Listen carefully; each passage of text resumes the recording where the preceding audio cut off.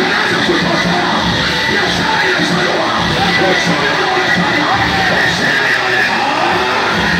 Sema fire. Unajua unachosema.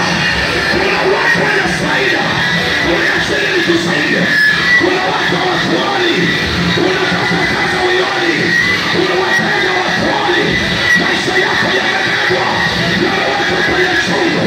Baada ya kutoka, watu watajiuliza, wewe umetokea wapi? Mwana tulikuwa tunatafuta, hatumuoni, huyo umeanza kuoneka. Sema amina kwa sauti. Haraka sana tuendelee na uchumi wetu. Maisha ya kumwabudu Yesu bila kuwa na hela ni dhambi.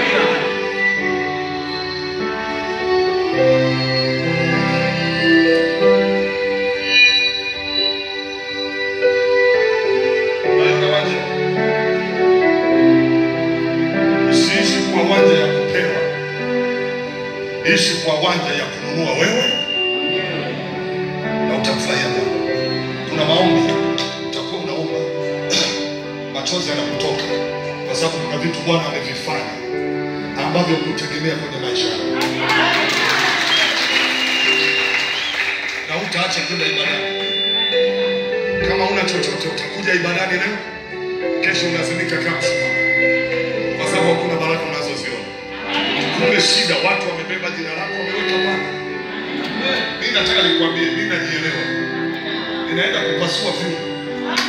Tulie na kwa wiki hizi utakuja hapo umekamata hela mpaka wewe mwenyewe unajishangaa.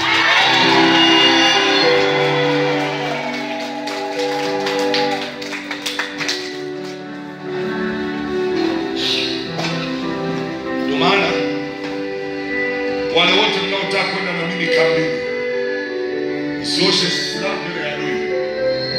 Jumatatu na Jumanne